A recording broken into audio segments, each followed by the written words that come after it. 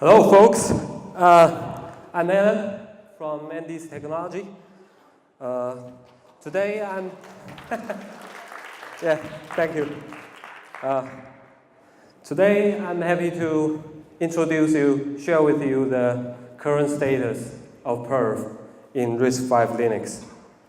This is our outline today, and first of all, I will show you the big picture of Perf.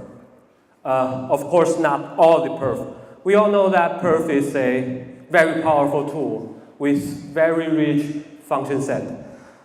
Here, we will focus on this Perf record.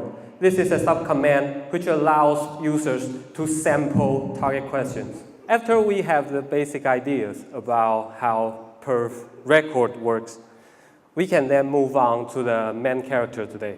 This is Perf in RISC-V Linux and the current status. Of course, now we only have a preliminary support, and there still remains weaknesses, which we will talk about. And I will also show you our solutions in Andy's technology.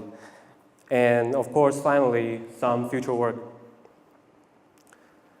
Okay, so here are some command line and terminal things. Before we go into these stuff, I ask you to imagine a scenario. Now, everyone uses LS on servers every daily basis. You use LS, and one day you suddenly wonder, during the whole execution of this program, what are the functions that have been executed for the most times? What are the functions that have been executed for the most of the time during the execution? To answering these questions, Perf record provides you this tool to sample the question of the program of interest. And the answer will be like the figure in your right-hand side. This is the terminal simulator screenshot, which you can see there are symbols which represent functions and addresses which are the unresolved symbols anyway. And you can see that the leftmost column shows the percentage of their running time. Okay, so this is the output from the left-hand side commands. There are two perf commands here. The first one is perf record. Let's see what it does. Perf record, there are two sets of arguments. The first one is -C 1,000,000, which stands for you want to count every million times. Every million times of what? So let's check the second set of argument. This -E cycles U means that the cycle count in user space. So totally speaking, this command lets you to sample this LS function, this LS program, every million cycles in user space. Okay? And if everything works well, it will generate an output profile. And then you can interpret that profile using perf report. And then you can see the figure. Okay, this is what users expect to get from perf, and what are the things that happen underneath in the kernel space or the hardware side. Here is the life cycle of this sampling process. Of course, this is simplified, but it should provide some insight about this process.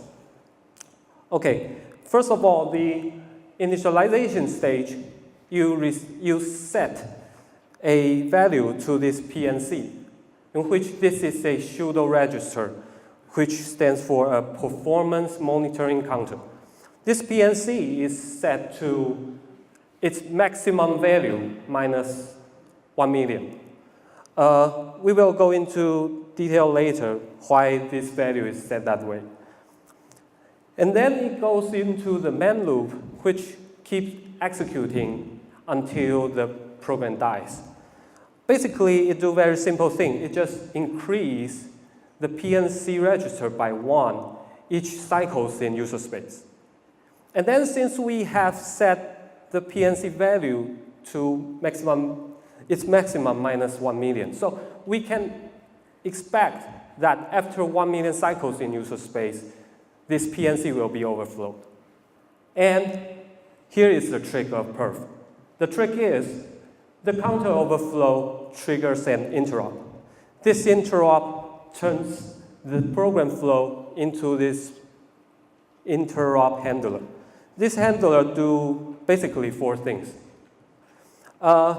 At the entry, it stops the PNC counting, and at leaving, it restarts this PNC counting. Okay, and between these two, there is a generic perf part to do the sampling thing. Here, I mean, the sampling means you have to record the program counter, the instruction pointer, the PC of the program at the exact moment the interrupt occurs. Okay, so that you can sample that program. And then, in order to remain the proper status of perf, you have to reset this PNC register into the value it should be. So that this is the life cycle of perf sampling. So I guess all of you got the idea. Then we can now go into the current status of RISC-V Perf.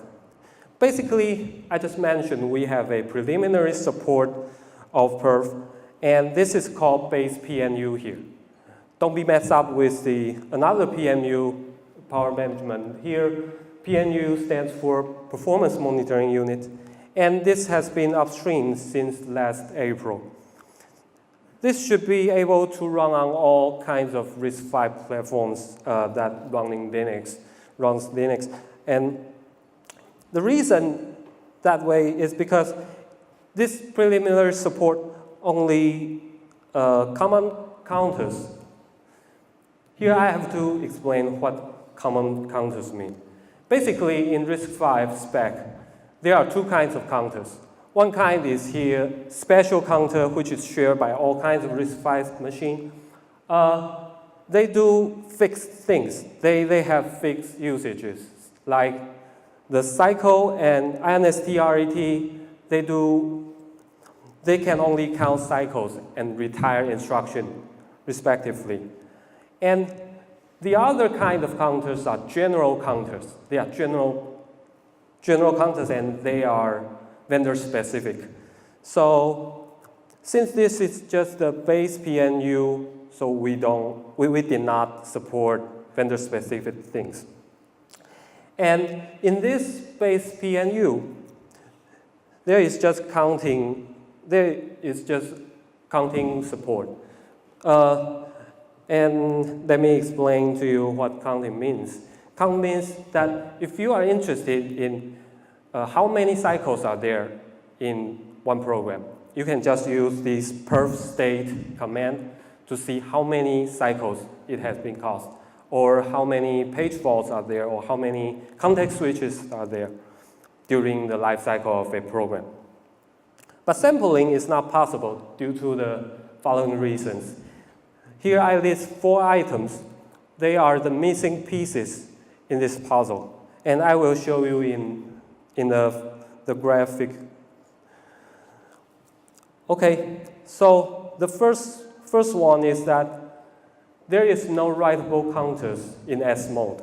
So in this life cycle, we have 2 assignments to the PNC register here. You can see one in initialization stage and the other one in the interrupt handler. And they are not directly writable in S mode, so that they are not possible. And the second one is the PNC counter, or in general, those hardware counters are, at least these common counters are always free running. So you cannot stop them, and of course you cannot resume them. And the third one is that you don't have any mode selections in current RISC-V spec. So you cannot specify the hardware to count only user space cycles for you. And instead, they just count all the cycles. And the final one, which is also the most critical one, is that we don't have counter-triggered interrupt.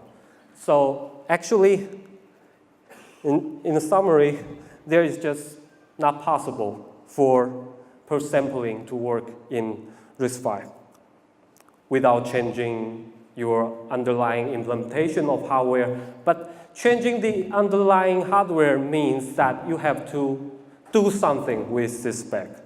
So this is our job, and this is why today I'm here. And this is our solutions in ND-Star V5 series. We call it ND-Star PNU. And basically, this solution just solves them all. And for writable counters in S mode, to be honest, counters can be written in RISC-V, but only in M mode. So in order to write these counters, we should provide something like SPIs through M mode or something. And we think that the performance penalty can be huge. So basically, we introduce a private CSR for now, and this CSR is called counter write enable. So now you let the M mode software to decide if SMO